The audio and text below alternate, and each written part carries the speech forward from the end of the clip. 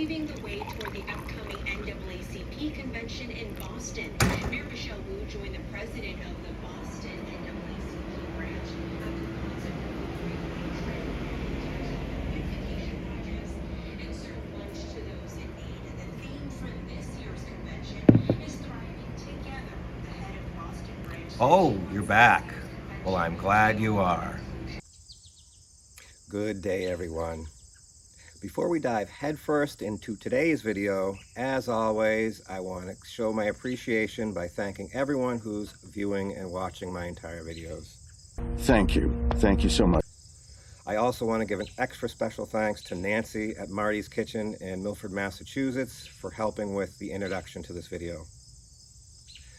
That said, I also wanted to have a little chat about where this channel is, the direction it's heading in. I don't know about you guys, but 90% of the TV I watch are YouTube videos. I love YouTube. My personal favorite videos are revive and drives. Someone going out to the middle of nowhere, finding a car that's been sitting 20, 30 years, getting it going and driving it home. And personally for me, that's what the kind of videos I'd like to make. I'd like to do carpentry videos as well, and rebuild the shop and show you guys, but building materials, like everything else, are through the roof. Pun intended. Price-wise. Let me know what your favorite videos are.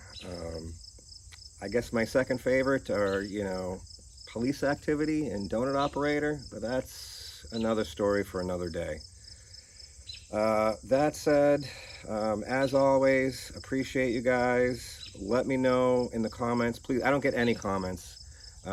If someone would start leaving comments about how bad I suck or don't suck, or what you want to see or don't want to see, or if I'm doing something wrong, I really would like people to comment. That's going to help me and the channel grow and learn and so on and yada yada yada. Anyway, I'm rambling. They say variety is the spice of life, and I couldn't agree more. That said, we're going to do something different today and try and mix it up, take a break from the bike, and to dive into something else. So enjoy today's video. Please let me know what you think. And yeah, let's try and make it happen. So I picked up this 1996 Dodge Ram 2500. Why, may you ask? Because I'm a glutton for punishment. Man, you are one pathetic loser. But on a serious note, I had a 6-foot bed truck, sold it to keep the YouTube thing going. And so I just wanted some 8-foot bed so I can haul more junk around, more flips, more content. I wasn't going to video any of this. I paid $2,500 for this truck, and with that said, obviously it needed work because it's not very interesting. It's just an old pile of shit. But interesting things are happening. That said, let's start and take a look at the truck and go from there. So one of the reasons I wanted this truck is that right there. Yes, it says it has 51,558 original miles. It claimed to be, previous owner claimed to be an old town truck out of Connecticut. But when you start to walk around and look, I mean, that's worn to the nub on the corner. That doesn't scream 55,000 miles.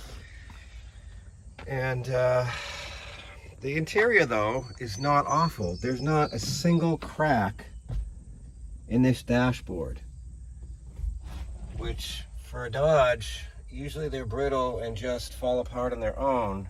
Yes, it's gross. Yes, it needs to be cleaned. But there is not a single crack anywhere.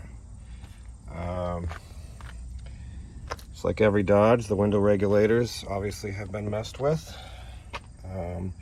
The door pins, I don't know if we can see this on camera, but the door pins are worn, so that doesn't scream 52,000 miles.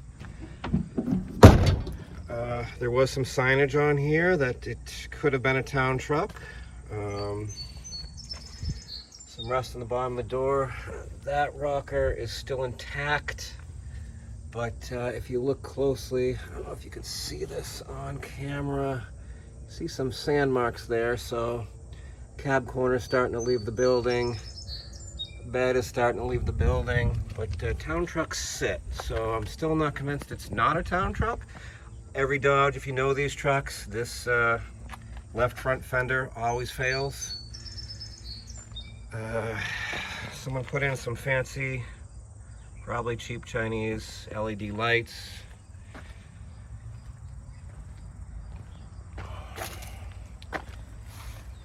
This fender is starting to exit the building. This rocker has said adios, no more, I'm all set.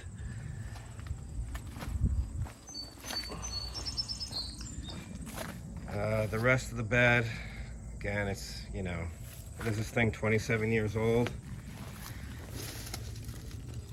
Big rot hole there.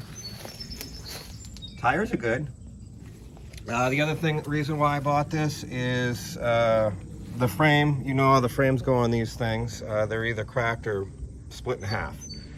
So the frame on this one is not in the best shape, but it's also not cracked or, you know, split in half.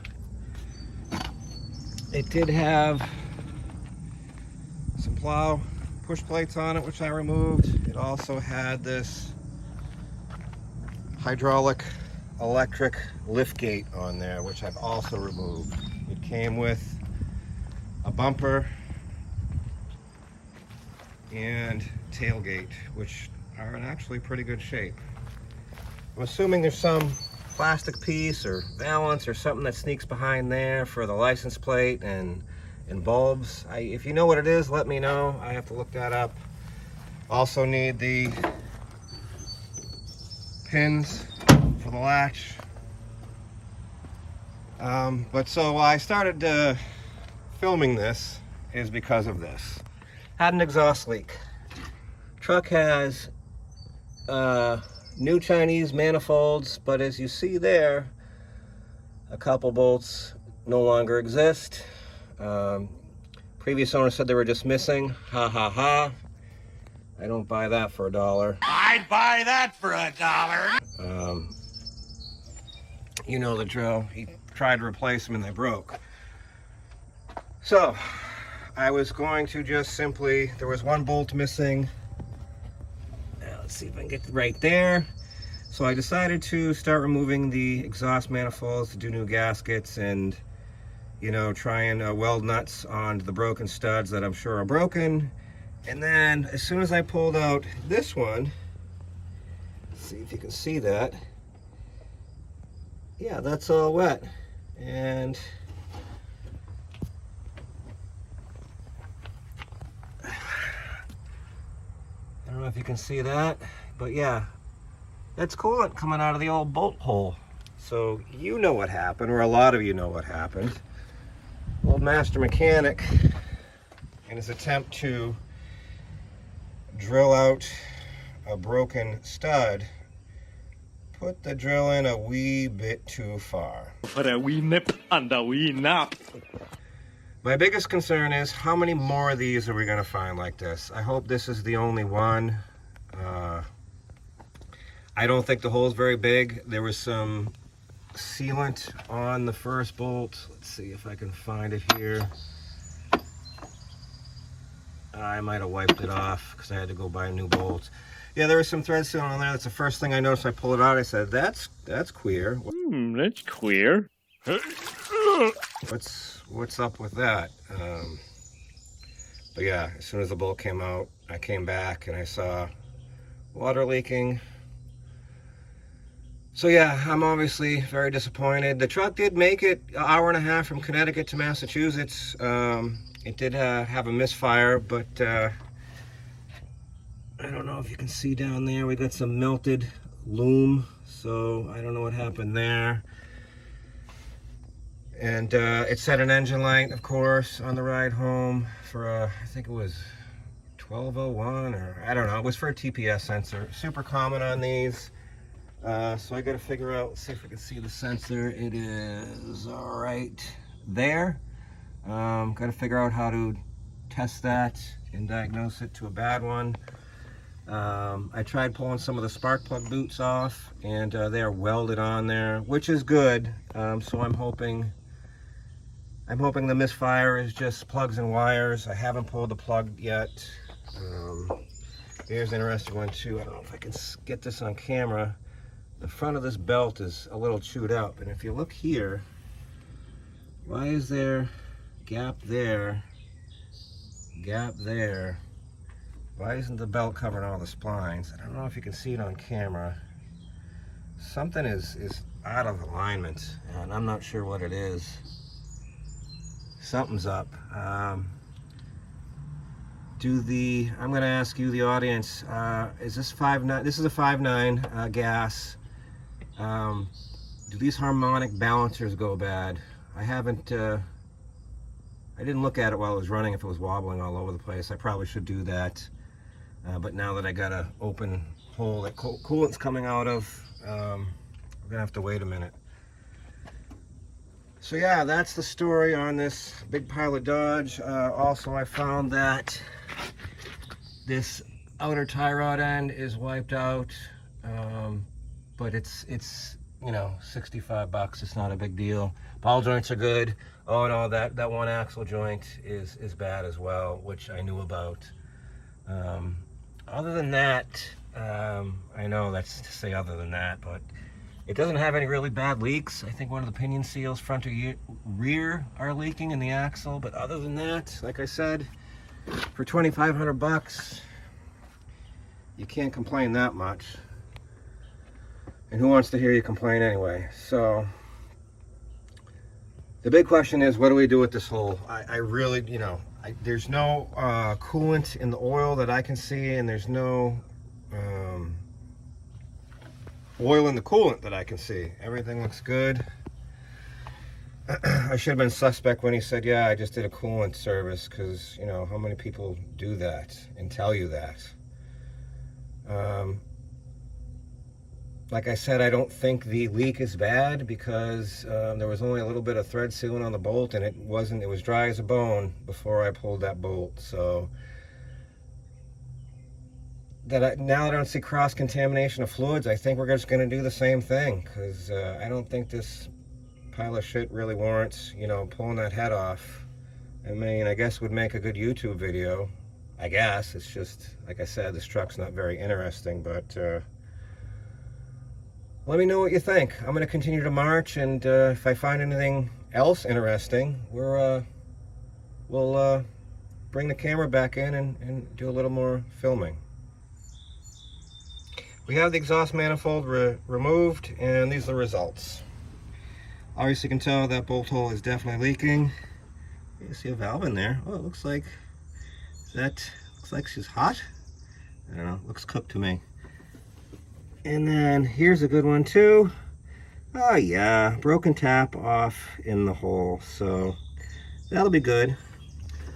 I guess on a positive note, none of the other holes were leaking fluid, but we still have the other side.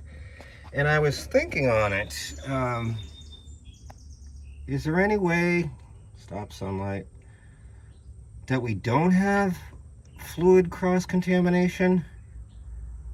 Do we have to pull the valve cover and see if we have a milkshake inside? I'm assuming it's a passageway and there's a jacket, and he just went through the first part of the passageway, hopefully. Right? I don't know. I'm not an expert on anything, hence, you know, I'm going to say it a million times, hence the name of the channel. I don't know, let me know what you think. Do we got to pull a valve cover? Like I said, there was no... The oil's just been changed, it was super clean. Maybe that's why he changed it, ha ha ha. And like I said, he just obviously did a coolant service as well, so that fluid is brand new as well. So I guess until we put some miles on it, or do we just remove the valve cover and see what we got going on? See how far he really drilled. I would assume, and he peed himself.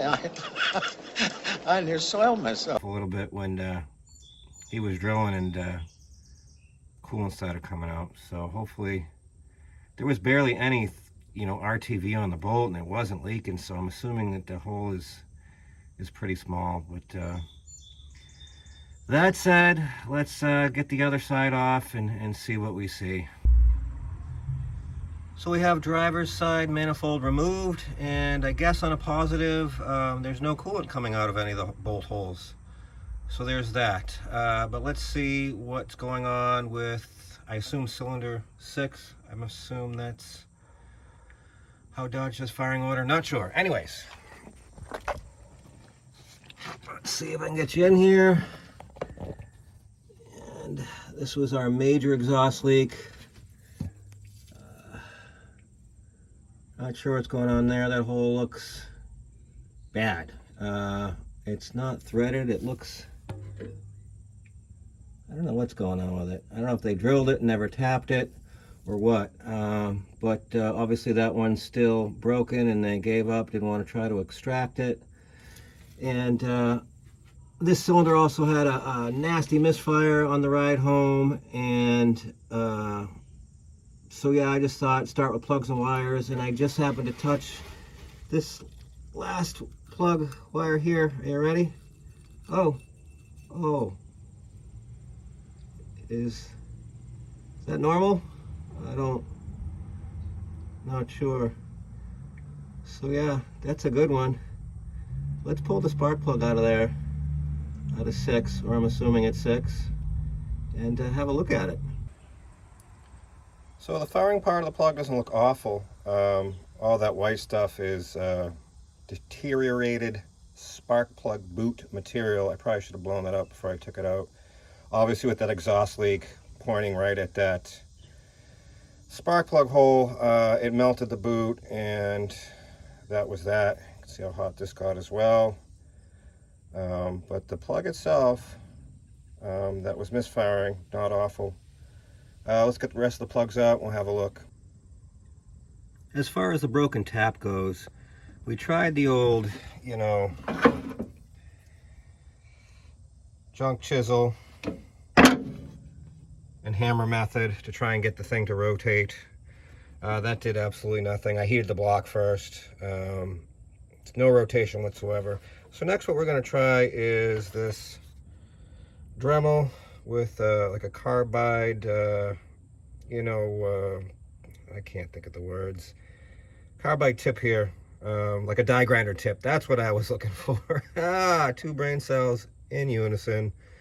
So yeah, I'm gonna try to use this to try and get a flat surface to start to go from there. So let me try this and see what happens. Good morning. It's the next day. We left off with the Dremel tool, and it ate that bit right up, that hardened steel. So I spent hours yesterday taking a nail set, or a couple nail sets rather, and after hours and hours of trying to move that, we were able to actually move it 2 to 3 millimeters both ways, but then you see it shattered my nail sets, and after feeling very defeated and very hot and tired, I gave up. So I watched a bunch of videos, and there's some crazy stuff as far as chemicals that will dissolve the thing, and electrodes, and this special EDM something machine. We don't have any of that. So what I didn't see is anyone, like trying to extract a broken bolt and just trying to weld on it. So I looked up welding hardened steel, and it seems like it's quite a process. So I slept on it, and this morning I just said, well, let's just try welding hardened steel. So what I did is I found a random junk tap, and I stuck it in the vise, and I broke it in half, and I tried to weld on it. And it did take the weld. I turned the welder up to 11, and it immediately dissolved it. And I said, well, focus. Anyways, you see it there. It did take the weld. I said, do we dissolve it in place? And I said, no, then you end up with all that mess inside the hole. So I turned the voltage and wire speed down, and like you saw, I did get some weld to stick. So at that point, I came out and started building up some welds so we could create a nipple or tit. Yeah, tit! Or however you like to say it. So sticking out of the hole, and then We ended up welding a nut to it, and you're not going to believe it, because this never happens. I used to do this all the time when I was a mechanic. The Ford manifolds are infamous for leaking, because you got, aluminum head and cast iron exhaust manifolds. So I used to do them all the time. All the bolts broke, and we would just weld nuts on. And very rarely would you get it on the first try. But I shit you not, this morning, you should have seen me doing jumping jacks. On the first try, we welded this on, built up the weld, welded the nut on, and ladies and gentlemen, there it is. The rest of that tap that was in the hole. I still can't believe it. You see, you can even see through it, where I didn't get all the weld in there, but where we got it to move a little bit yesterday, I feel that helped a lot. But to get penetration on this hardened steel with a flux core welder, I'm just elated.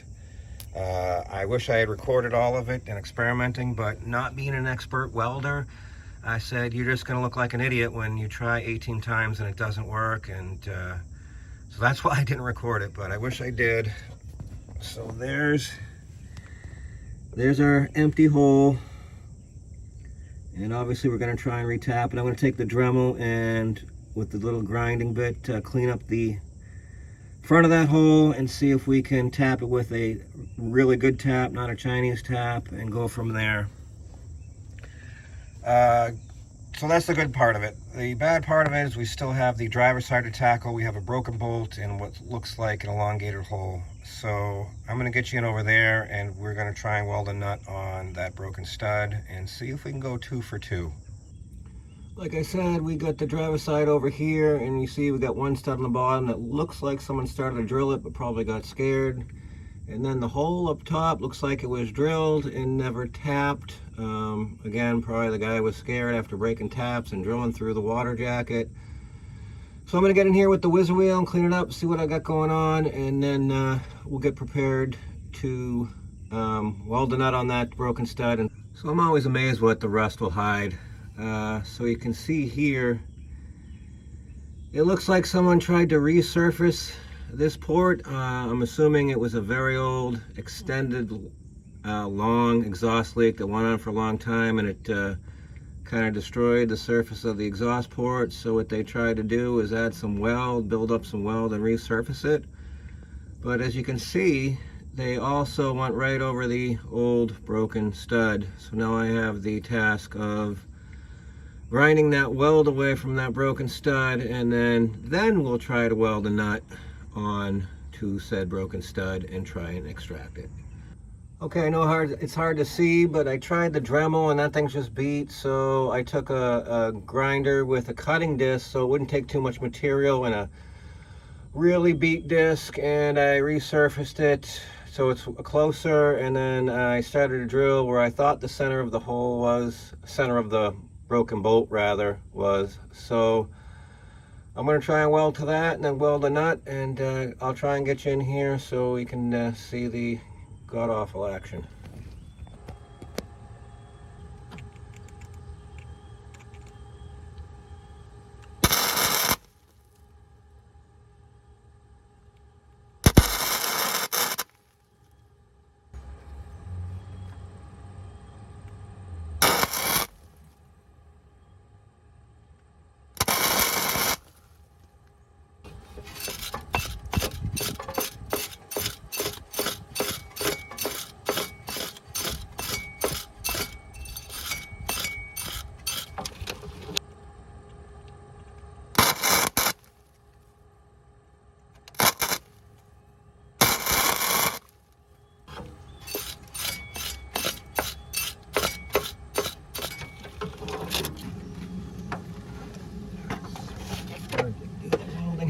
Everything all at once. It really, really is.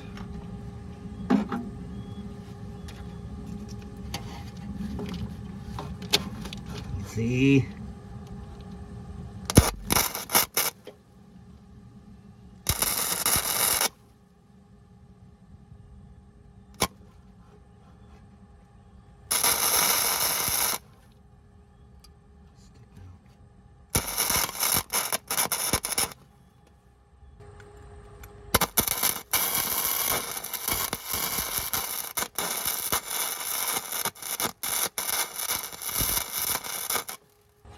All right, we'll let that cool a minute. I don't feel good about that one. It's really hard getting the helmet and everything on here so I can see what I'm doing, and then the depth, I can't see nothing. So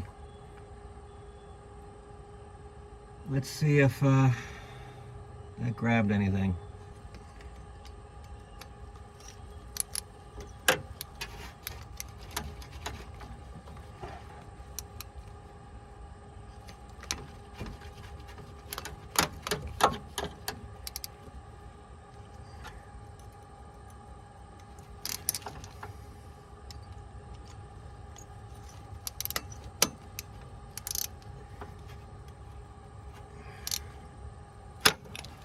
Nope, we didn't get it that shot.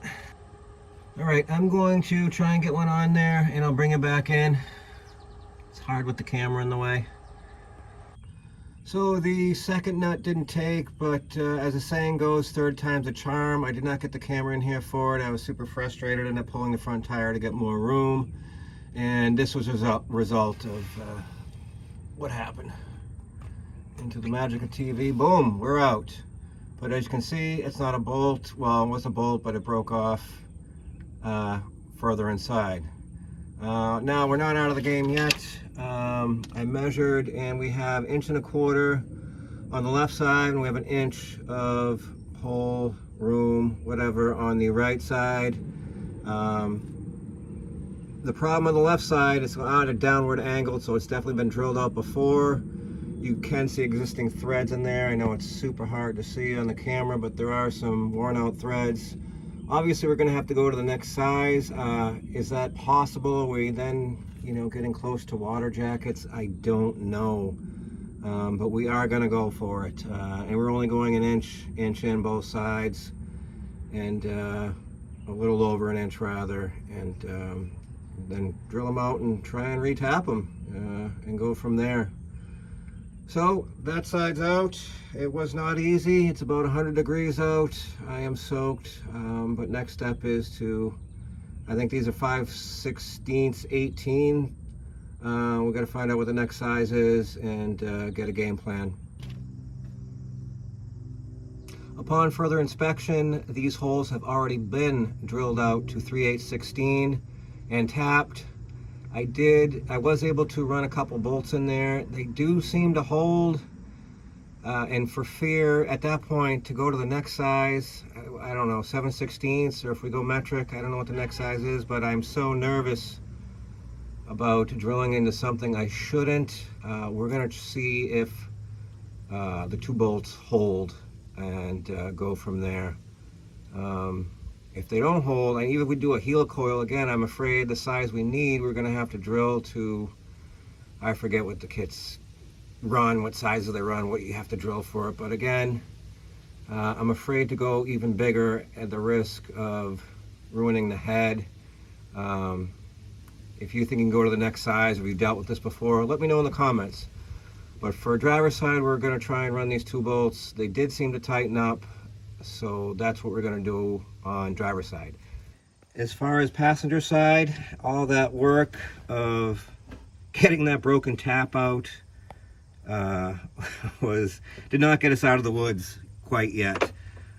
So after getting the tap out, I stuck a feeler bit in there and measured, and it was only about 1/2 inch to 5/8 deep. So there was a broken stud in there as well. I'm assuming that what probably broke the tap is he kept trying to tap, and there was, I don't know what he was thinking. Anyways, those threads were all messed up. So on this, we are going to a 3/8 I've already drilled it out. I shortened this 5/16 drill bit, Cobalt for hardened steel. And it actually drilled a lot easier than I thought. I used a little Tap Magic cutting fluid, and again with said feeler bit, I went into a factory hole and it measured about 1 inch. I erred on the side of caution and went a little over 3/4 inch, and I think that's more than enough threads. So now we're going to take our 3/8 tap. It is an old Craftsman, so hopefully it won't break. Again, we'll use some cutting fluid and try get going straight and pray that we end up with a decent threaded hole. Let's try and make it happen. Okay, so we got our tap.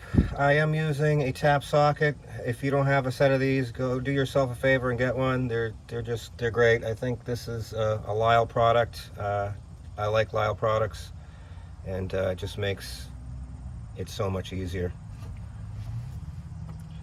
Put some the old cutting fluid on here. And when I was doing carpentry, my old boss used to say, cheat on your girlfriend, not the glue. I'm not going to say that, but you know what I mean. Don't skimp on the oil. Try and keep as straight as possible, obviously. As this mosquito wants to give me West Nile.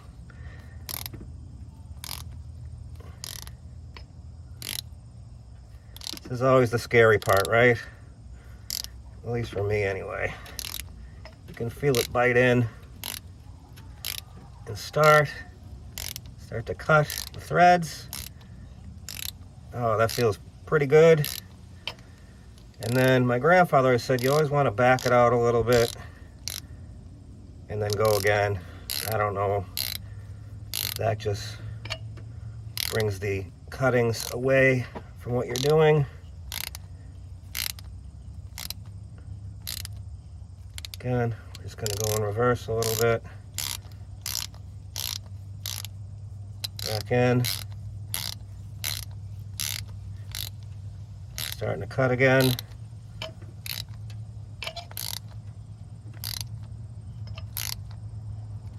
Back out. You get it.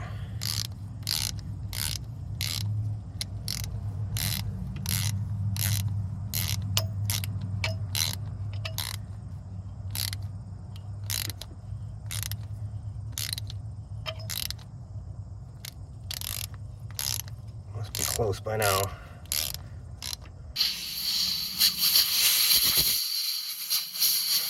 Still blowing it all over the phone.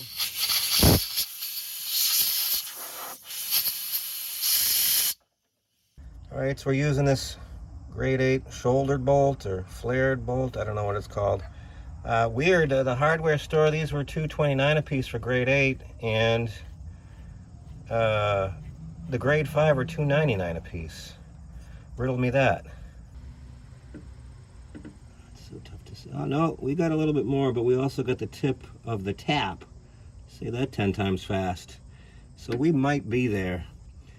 Let me go back in, make sure we're there, and then that'll be it for this side. So one of our last issues with this manifold nightmare is the question of the leaky hole from, you know, Genius drilling into the water jacket. For whatever reason, it's not leaking now. I did stick my feeler bit in there. It does feel squishy, so I'm assuming there's a bunch of RTV at the other end, blocking said, hopefully very small hole. So my two brain cells were working in unison, and what we're going to do is take some Q-tips and get it as dry as possible in that said hole. And we're going to take this 5/16 plug, goop it up with some ultra red high temp gasket maker, and send that in. And then we're going to take the bolt, goop that up, and send that in. Say a Hail Mary and hope for the best. I do not want to change this head if I can avoid it at all costs. While that plug's setting up, we might as well do plugs and wires.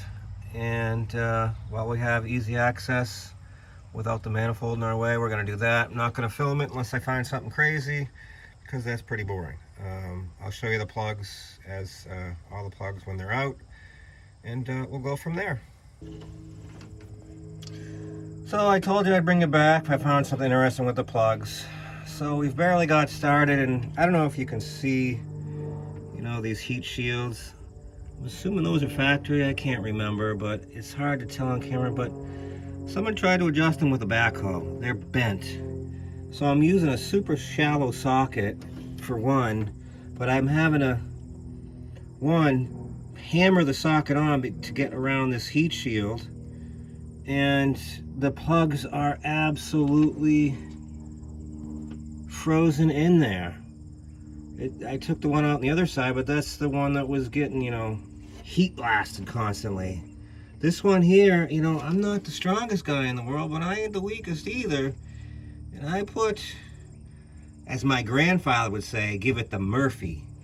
And it ain't budging. So now what? Do we soak them down, or we just do the old dreaded impact trick? If I could just win Powerball or Mega Millions, none of this would matter. But I'd probably still do it anyway, because I do like doing it. Glutton for punishment. I should make that a t-shirt. Anyways, let me ponder this for a minute, and we'll see if we can get these plugs taken out. Even the simplest things, you know, become mountains. It's just... Ready for this one?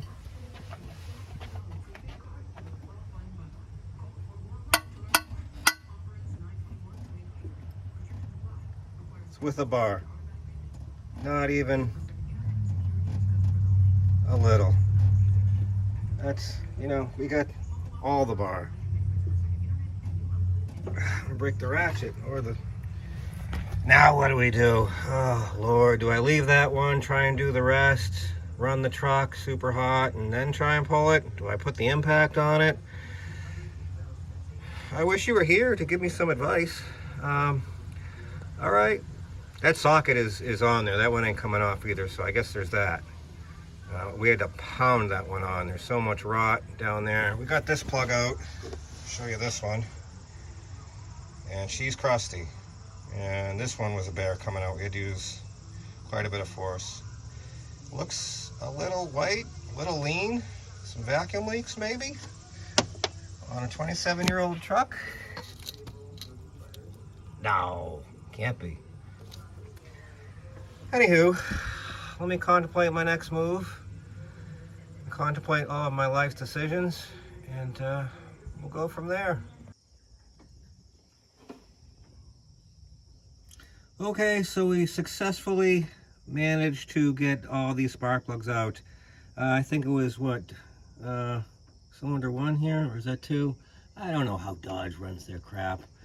Anyways, that plug in the first cylinder, we ended up putting the impact and ended up giving it full send. I definitely soiled myself, but it came out and it did not wipe out the threads. That one was equally difficult. Those two came right out like they were almost loose. So let's look at those four. They're running a Champion. It's running good. I mean, look at that nice brown color. That first one a little white on the the ground strap rather. Like it was running a bit lean. We'll check for vacuum leaks at some point. So we're going back in with NGK. I like NGK products. Just a preference. This side, first two were same kind of thing. First two were very difficult. That one's missing the heat shield. That came out hard, and then this second one, you can see the heat shield's all bent up. I'm assuming what kind of is happening now happened umpteen billion years ago, where, oh, I need to change my spark plugs. Oh, it's been 10 years. So yeah, the rust built up in the bottom of those, and it welded them shut, and then you couldn't get your socket in, so they, you know, tried to take these heat shields off with a backhoe, and now they're bent to shit, and we could barely get our socket in here. Luckily, I had a junk socket that was super thin-walled, and was able kind of to chip out the rust, blow it out, and eventually get a socket in there. The last two, we did the furthest one the other day. That was the one that the boot was blowing apart. Those two came out no problems at all. So here are these plugs. Assuming cylinder 2. The porcelain broke. Again, we're not running bad on this side at all. But you see how rotted they are. You know, this shit just sits down at the bottom there, and it ends up not being a good time. And then there's that number 6 cylinder that was just getting pummeled by the exhaust leak, which destroyed the boot, and the plug was on its way out. What is it, at idle, 600 to 900 degrees on those exhaust gases, and then under load, I believe it's up to 1600 degrees on those exhaust gases. So let me know if I'm right about that. Anyways, plugs are out. It's late. I'm going to start the other plugs. Do you do anti-seize on plugs? I don't even know. I can't remember. I'm going to look it up. Either way, I'm probably going to put some anti-seize on, especially with this design. And I'm going to start them and then call it a day. And then we'll hit it again tomorrow and get the plugs and wires done and go from there. Okay, so we got our plugs and wires done. Gap 2, 035, because they made it mic proof. And so yeah, our exhaust, that was a workout, but it's finally done. I went with all grade 8 bolts, and yes, there's 3 different sizes and all sorts of different lengths. That we just filled with RTV for the leak, and we're gonna keep our fingers crossed. That one, the threads pulled out. Someone drilled it and tried tapping it, so I went next size bigger.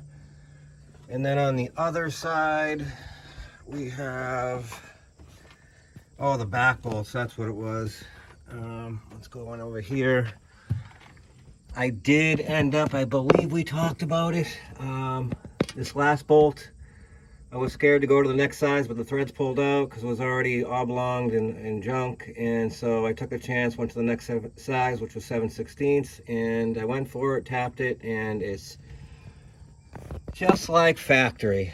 So yeah, the TPS sensor, I'm not gonna lie to you, I just threw a new one in. I know that's not the right way. I should have tested voltages, but when I took it out of its little home there, it was filled with corrosion on the inside.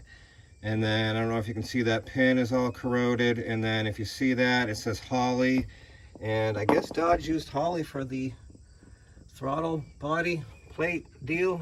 So anyway, I believe it's original. So I didn't test anything. I just threw the part at it.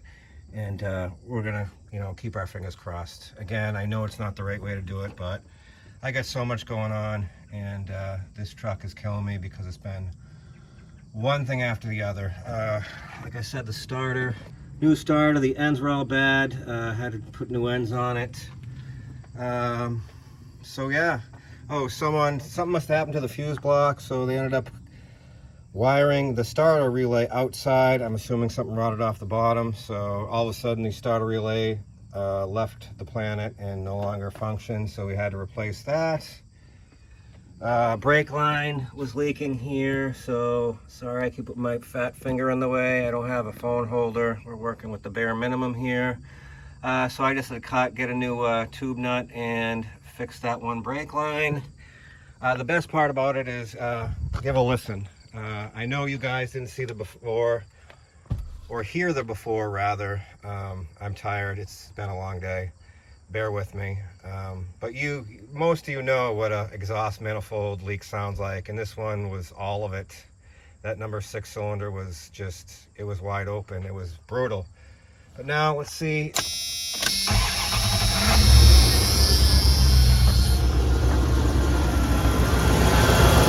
Nothing. No exhaust leaks whatsoever. Very excited by this. All that hard work of drilling, welding, extracting, it's all worth it.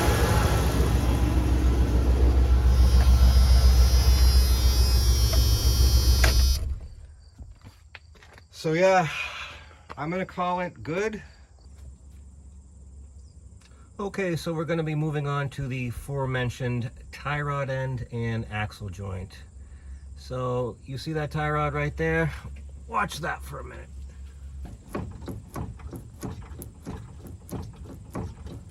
Now watch this axle joint.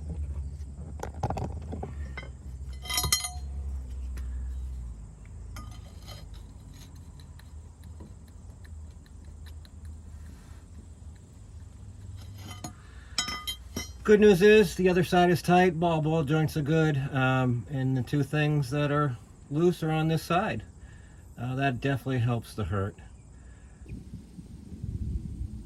Okay, so I got my tire off and that cotter pin came out. That one was made of aluminum foil and disintegrated. So normally if I was reusing this part, I would drill that cotter pin out, but in this case we're just gonna give it the old,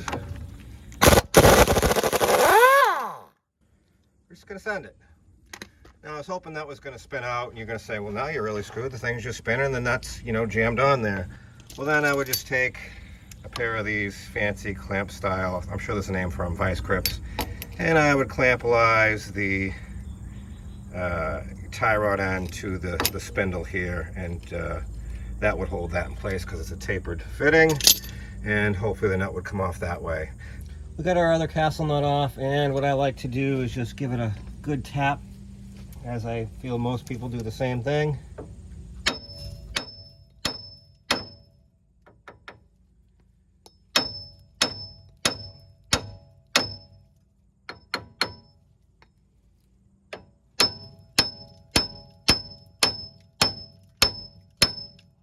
And there it went. And same thing for the outer tie rod here.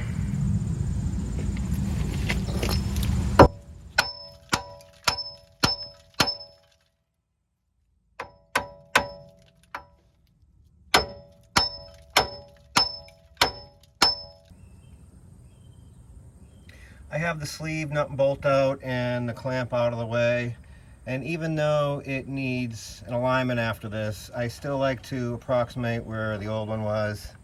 I just took a transmission pick and just, it's hard to see, I marked it right there. To get this off, I always like to use the old pipe wrench, and that's what I've always used. What do you like to use? Let me know. So let me attempt to remove this, and I'll be back. Tie rod removed. It was reverse thread. Before we go back with the install, we still have to address the axle joint there. So I went ahead and removed the caliper and removed the axle hub spindle nut, whatever you like to call it. I did have to order a special socket, 1.11/16". It's actually, they call it a Dodge spindle socket. It was a bear, it did not want to come off. I went ahead to start to undo the ball joints. That cotter pin did not want to come out, so we did the drill. We just drilled it out quick.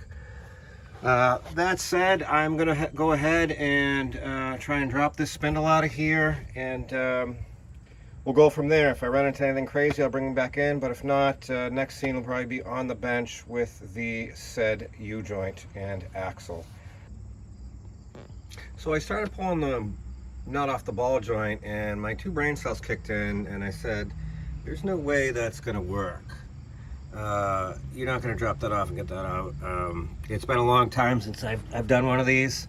So you see the bolt there. We got to remove the hub assembly. So let me get those 4 bolts out, and then I remember there's some trick. I think you use the truck. You start the truck and you put something in there and you turn the wheel, and it kind of pops the hub assembly out. So let me start by getting those 4 bolts out and figuring out how to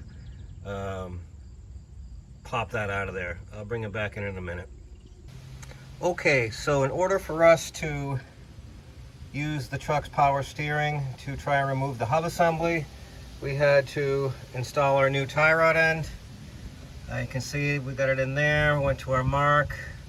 We bent that keeper or whatever it's called. I'm assuming that's how, you know, originally went. If you saw it in the previous shot, the removal was bent way out of the way, so we just bent it back, and I believe that's how it goes. If not, let me know. So that's in.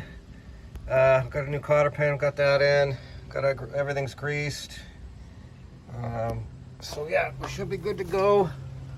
Oh yeah, torque specs. Let's talk about that. How do you guys find torque specs? The internet is crazy. So obviously I had to retorque the upper ball joint. Of course, you go on the internet and there's 18 different answers. So 70 was the most repeated. So I went with 70 on the upper ball joint nut. Outer tie rod end, again, there was several different answers. Common was 45 plus 90. Everyone said just do 55. And then that one I just went 55 and a skosh more. That's how I like to do my cotter pins. I don't know if there's a right way or a wrong way, but that's how I do it. I just flip them over, cut off the excess. I think it looks a nice, neat, clean job. Let me know how you do them.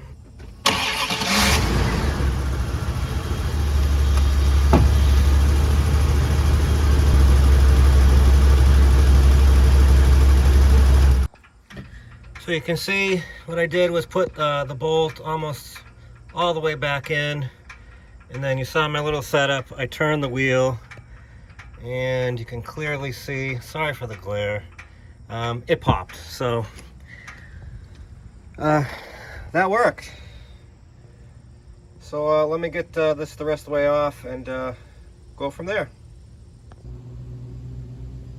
All right, so our axle is out. I don't know if you can see in there, but I did have to go back the other way with it and pop the other side, and then it fell right out. Our rotor is in horrible condition, even though someone just pad slapped it and threw calipers on it. And if you're familiar with these, you know why no one does the rotors, is because they're a press style. So you have to press out the wheel studs, and that'll separate the rotor from the hub assembly. Obviously the backing plate has left the universe, so we'll just get rid of that. As far as the rotor goes, should I replace it? Absolutely. Do I have any more money to replace it? No. So we'll make a decision on that, but let's stay the course and get after the axle joint. So I got it out. I don't know if you can see that, but I marked at the top, I marked everything where it came out so I can put it in right back the same way so it you know, slides in. I have this Toys R Us. First off, I like to use a ball joint press. That's what I've used my whole life. Unfortunately, I don't have one here now. So that's an issue. I also got this little tiny Toys R Us bench vise. So let me come up with a plan to try and remove these, and then I'll bring it back in and we'll go from there. Okay, so I got my holding clips out. I like to use a nail set. That seems to work pretty good. They usually break out in pieces. And this is my, just like the theme of everything around here, this is my super crude jig for holding this, because again, we have this, I don't want to talk about it. Anyways, so I'm just taking a ball peen hammer and sledgehammer on top, and you see I got it started, and we're just going to drive those out this way. So yeah, simple, crude, but effective. So I will come back when I have, I'd film it, but it's super loud and annoying, and it's, you know, we're just hitting stuff. So yeah, I'll come back when we're ready to install. We have successfully removed our U-joint from our axle shaft, and the needle bearings out of two of the caps have left the building. Classic fail, didn't get greased, or even better, sometimes these get plugged up, as you can see there, and that was the failure. Next step is to deburr all these edges, because it will happen. You'll get sharp edges and burrs as you go and coming out with them. So just take your favorite filing device and make sure you deburr, sand, whatever you want to call it, those edges before you go back in. We did go with the cheaper version of the tie rod end, but we did go with the better U-joint for obvious reasons. Again, I don't have a ball joint press. I was going to use a C-clamp and do the squeeze play. Our vise doesn't work for us. So yeah, I don't know what I'm going to do at this point. I hate banging on and putting them back in. I like to do the squeeze play, very gentle, with some grease. I usually put grease. I saw some people doing anti-seize. I guess that's not a bad idea. I just usually throw some grease inside of those and just gently squeeze them back in. So yeah, let me figure out what I'm gonna do and let's try and make it happen. Okay, so we're halfway there. We got one side in and it went a lot smoother than I thought. I'll show you how I did it. Can't believe it worked, but this is what I came up with. So let me put you on the stand and we'll try to repeat the same process. So if you didn't know, these are just old woodworking clamps. I can't believe the holding power they have. I rarely ever used them. They were my grandfather's. So all I did was, again, I like to use a little grease and just apply liberally. And then we're going to take our Axolin with our U-joint, and I just put it in here like this. And then make sure it's in all the way so we don't lose any needle bearings. Ask me, you know, you lose a needle bearing and it's a nightmare. Ask me how I know. The other important thing is you got to go in straight. You go in crooked and it's a nightmare. Ask me how I know. So we're just going to put our other cap, and then what I do is I split the difference, make sure we're in on both sides, so again we don't lose. Come on, meow. Oh, easy. So we don't, the grease and the air is going to fight you a little bit. It creates a vacuum and pressure. Okay. So I'm about halfway in there, both sides. And what I did is I just took the other wooden woodworking clamp here, and we're just going to squeeze it into place. And hopefully you can see this on camera. You tighten one end and the other end just kind of pushes from the back, which in turn, what's the word I want to say? Interim? No, not interim. Anyway, it pushes on the front, does the clamp thing. Can you see that on camera? I hope. Not really, I should have done it from up above. Let's switch to an above angle. Let me see if I can hang you from the ceiling and so you can actually see this thing slide in. Alrighty then. Let's give this a whirl. Hopefully you can see up there, and we're just gonna put the squeeze on it. I already see we're kind of going in a, damn mosquitoes, a little bit crooked. Let's see if we can, if you can see that. See that, slid right into place. That one just popped right in, that one's sliding in like Mrs. Murphy's snatch oil. What did you just say?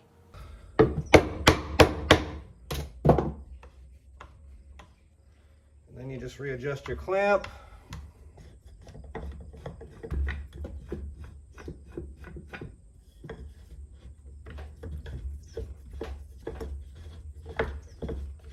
The thing I like about it is you're not metal on metal, you're not beating it on with a socket. Just okay, so that one side is in, so I'll put a clip. I can sneak one in there.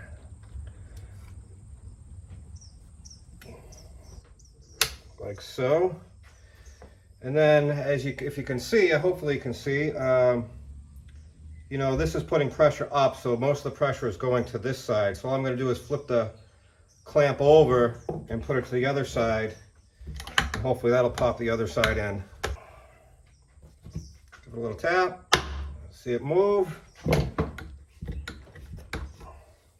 It looks straight, very important. There it went again. Another tap. Put our clip in. And that's it, installed. One U-joint. I'll throw some grease in it. You saw the disassembly process. We're just reversing it, no need to show that. I will say, take a whiz reel, something where that hub assembly goes in, and clean that up. It usually corrodes, especially if you have aluminum on steel. So you have an aluminum spindle on steel. Clean that corrosion up. Add your favorite lube, anti-seize, whatever, and go from there. I opted not for the rotors. They're over $100 a piece. I just can't swing it right now, so we're just going to run these rotors. I might clean them up a bit. One side's not bad at all. The other side is, you saw, is roached. But we're just going to run the old rotors for now because the truck still needs, you saw it, rocker panel, fender. The rear license plate bracket. Can we talk about that? My Lord, they don't make it aftermarketly from what I can find. And that bracket holds the plate. It's a plastic piece, like an insert behind the bumper, and it holds your license plate lights, wiring, and license plate. eBay wants, I think the cheapest one was $70 plus like $30 shipping. The next cheapest was $135 plus shipping. So if you have a real license plate bracket for a second gen Dodge Ram pickup truck, please let me know. I'll leave my email in the description or whatever, wherever you're supposed to leave it. And yeah, I just, crazy what they get for certain parts. It's just a piece of plastic, but apparently it's unobtainium, as they say. So let the price gouging commence. Okay, so we have everything reassembled. No real issues. Everything went back together smooth. It was, according to the internet, 122 foot-pounds on the 4 12-point 14mm hub bolts, and then the axle nut was 180 foot-pounds. Let me know if that's correct. That's just according to the internet. So everything's back together, and I'm going to call that a win. I'm going to call it good for this video. There's still a lot more to do. Obviously, we have a fender to do.